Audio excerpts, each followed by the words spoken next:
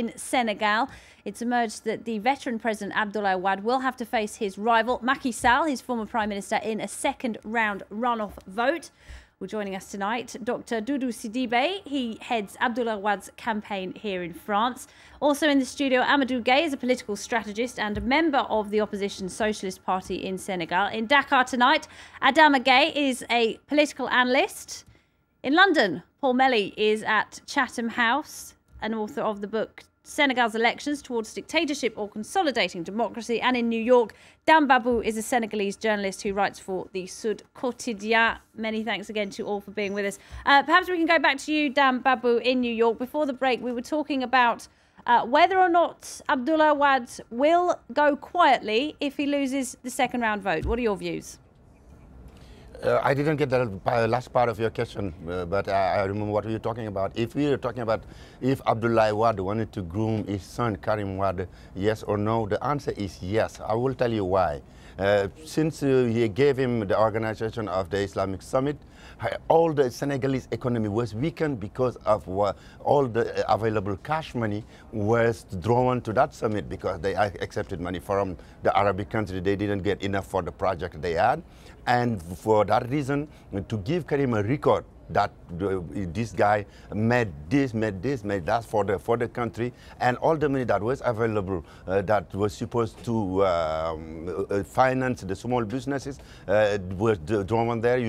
We all remember that for 2 years the private sector was owed so much money by the government, by the summit. They didn't pay, and that weakened the economy. We were at 5 point something when Abdoulaye Wade took over in 2000, and when we went to 2 point something the GDP growth. That's now that we're coming back. Abdoulaye Wade did not really strengthen the Senegalese economy. He weakened it from where he picked it from. That's the first thing he did for Karim. The second thing was he told all the Senegalese, this is the smartest man out of the 13 million. Abdoulaye Wade says it more than 10 times.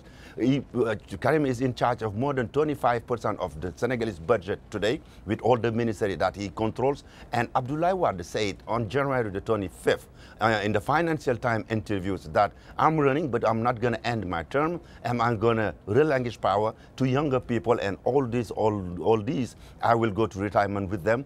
If that doesn't mean grooming Karim, telling the Senegalese is the smartest person on earth, he's the guy who has the only type of training he has in Senegal. He's allowed to. Sorry, he's allowed to endorse who he would like to take over, isn't he? That doesn't mean that he's grooming him to hand over power. My question was though: is he prepared to? Will he go quietly if he loses the second round?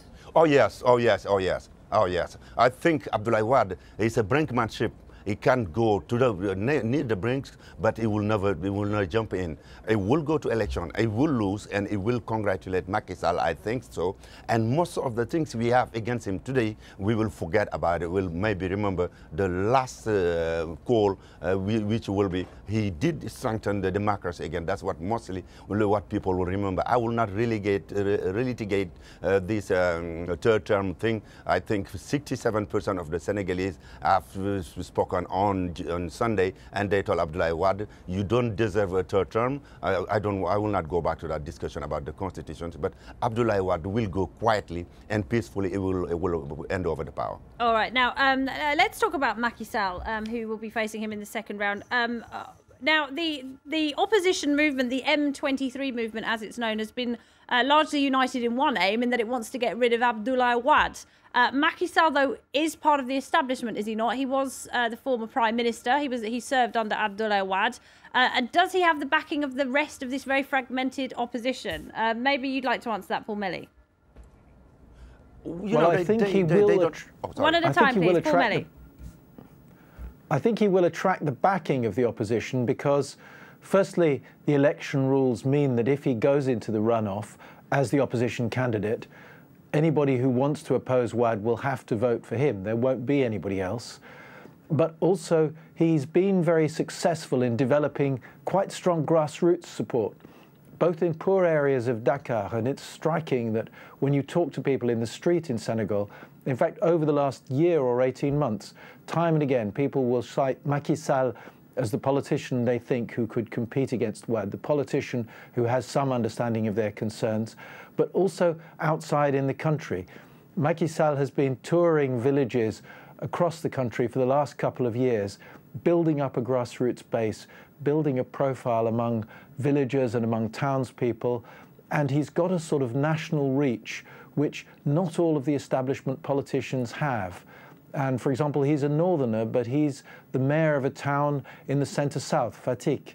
He's really managed to reach beyond his position as a former prime minister, as a member of the political elite, to make some sort of connection with people at the grassroots, despite not being an obviously charismatic individual. So I think a lot of opposition politicians will line up behind him, because the alternative is simply for them to try and do a deal with Wade, and that probably wouldn't work. Wade's been a very difficult person to deal with. So I think they will back Macky Sall. Dr. Sidibe, I imagine that's not a view you share. What are your thoughts on Macky Sall? I think that Macky Sall is a product of Wade, of President Wade. And the producer is Wade. And I think that the Senegalese will choose the producer instead of the product. But he can't go on forever, can he? I mean, I know the age thing has been bandied around a lot, but he's 85 now. He's looking for another 7-year term. You know, doing the maths, he's going to be well into his 90s, isn't he, before he steps down? Do you think he wants to be president until he dies? No, it's not kind of, you know, lasting on power or not, you know. But he has a job to do. He will have to continue. He has to continue this job. He did a lot of things, and he says that I'm in a good health. And I got energy, I'm dynamic, and I want it to continue. We're going to let him continue. There is not a limit of age in the Constitution, a maximum limit of age. There is a minimum, but not maximum. He can run. But if, as you say, Macky Sall is a product of Abdoulaye Wade, he's kind of a younger version, is he not? Maybe it's time, is it not, to hand over the reins of power to a younger generation? Yeah, after this term, he said that I'm running just for the young generation. Look at me. I'm young and I'm running this campaign here. He's working with young men. Even if he's old, but he's working with young men. Yes. Amadou, do you think Abdoulaye Wade wants to be president for life? I mean, do you think there's a feeling he feels that maybe the country can't survive without him, that he says he has a lot more to do, he wants to continue projects he's already begun? Do you think he has a real belief that Senegal will be in trouble if it doesn't back him? Maybe he may think it, but he's wrong. So Abdoulaye Wade has reached his extension event. This third campaign, he has not to be here for a third campaign. He is the third president of Senegal, don't forget. So if you're the third, it means there are 2 before you. So there's another 4. Here's the 10th presidential election in Senegal. Thanks to who? Thanks to Socialist Party, who set democracy in the country. Without the Socialist Party... There's 40 years of socialist government before Wade came in. There will not be a Abdoulaye Wade the president. So he's done what he can. He's done errors, he's done some beautiful things. So just get it along. And the state continues. The state goes on as life. So nobody's irreplaceable.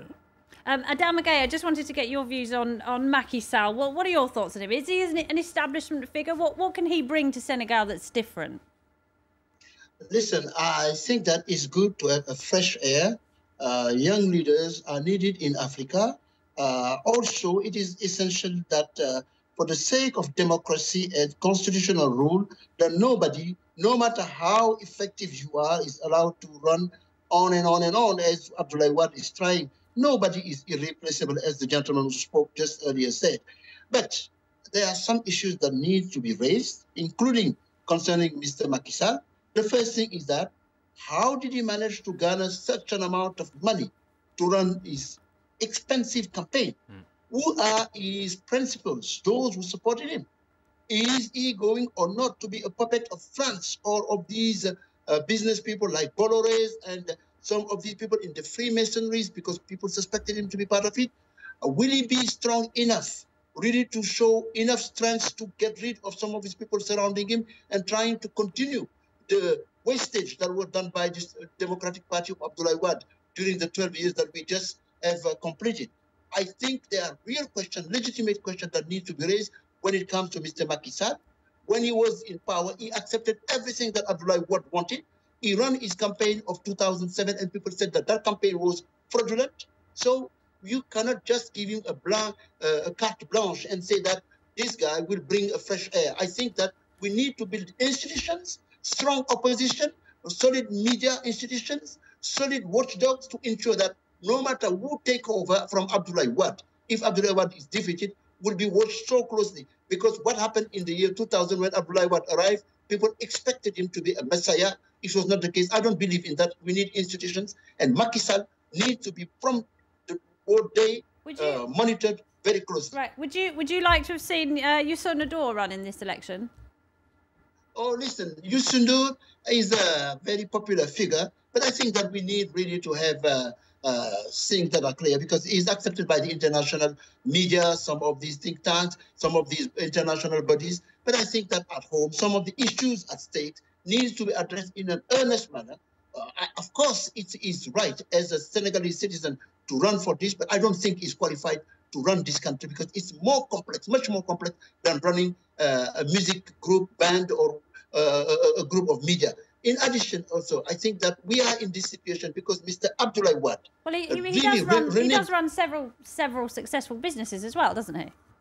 So would you say that in France, for instance, the guy who is running a small media group is allowed to run a country? No. I think that. I mean, he's a businessman, and you've currently got a businessman running for office in the United States, haven't you, in Mitt Romney? Why not in Senegal? No, don't dismiss it. Mr. Romney went to Harvard and all other institutions. He come from a science family of political people. No, I think that the West has not been helping very much, because they have been promoting people who are not the most qualified to address the issues at stake. And the people they are talking, inviting them to the G8 and other events, are not necessarily representative to the kind of debate that Africa needs to engage the rest of the world. Abdoulaye Wade has been somehow instrumental into this, because he promoted so many kind of people, giving them television licenses against sometimes agreements, giving them finances, really short-circuiting democracy. And this is the real problem that we have today. Ultimately, this democratic, despite the voting of the people in a calm way, signal that Senegal's democracy is in difficulty. It is a sick democracy, because we have almost 14 candidates, and some people you wonder whether they run because Mr. Wade or somebody else sponsored them to carry other interests. So we have to be extremely cautious, regardless of what happened from this second round, which is a good development. But I think that Abdoulaye Wade, no matter what happened, needs to be prodded for what has happened to Senegal over the past 12 years. All right. Dan Babu, perhaps I could come to you just on a reaction to what's been said about Macky Sall. We don't have a representative of the Sall campaign here, but you've spoken in defence of him. What do you think of those concerns over where his money's coming from? I think people should remember that the first formatting year of a politician is very important. Macky Sall is from the left-wing progressive. He was from Andejef before he went to PDS. That is important. And I agree also that his ethnic group help him, which is normal. And I think that's very healthy. If your own people doesn't like you, why do you want anybody else to like you? That's very healthy. In Senegal, we have to admit that we are diverse, and people vote with their heart, not necessarily with their head. That is very healthy. I have no problem with that. But Macky Sall, we always have to remember that he knew the Senegalese electoral map inside out, because he was the last campaign director for Abdoulaye Wade's presidency, and the parliamentary elections the last time around. So that's what Macky Sall put together. He remembered what he did with Abdoulaye Wade. He learned his lesson very well. But most importantly, I think that's the 67% of the Senegalese who voted Abdoulaye Wade out. And I do not anticipate any of those 67% changing their vote in the next on March the 18th. You wanted to come in there? I do not agree when he says that it is normal that Macky Sall has been supported by his ethnic group. It is very dangerous, to lean on ethnic vote, because after gaining the election, you can be hostage of your ethnic group, and the ethnic group can ask you to vote some rules, against the general interest. That is a danger. I do not favor, ethnic vote. And as he said, I think that it's my conviction that Macky Sall, benefits from this ethnic vote, and it's not good for our future, the future of our country, because Senegal is a stable country. There is no ethnic favoring one group or not, and we have to get rid of this, because it is a source of conflict, like in many countries like Congo and everywhere in Ivory Coast and so on. It's a problem in many countries in Africa. Very quickly. Very quickly. Yes, I want to ask my friend, if Abdoulaye Wade went to Mbacké and say, I start my campaign here because I'm a Murid, what does that tell us? Ethnic and religious, it is not the same. The religious is more dangerous. No, the religious no. group is, In Senegal, religious is not dangerous. One day touch the Tijan Zawiya, what happened? We have 2 days of strife in Senegal. Is much more dangerous than ethnic group. And Abdoulaye Wade say, I cannot be equal to a religious group because I'm a Murid. You know very well what I'm talking about. Ethnic is more dangerous than religious. In Senegal, there is no problem that if you belong to a religious group. The figure demonstrates that. Take the district of Podor and the district of Saint-Louis, where we have like 90% of Fulanis. Abdoulaye Wade won these 2 districts. Unfortunately, I'm terribly sorry. And Abdoulaye is not a Fulani. So. I'm terribly sorry. Just as things are getting going, we're going to have to end it. I'm afraid we have run out of time. Amadou Gueye, Dr. Sidibe, Adama Gueye, Paul Melly, and Dan Babu. Many thanks indeed to you all for joining us for this debate. Thanks to you for watching. We'll be back at the same time tomorrow. Stay tuned.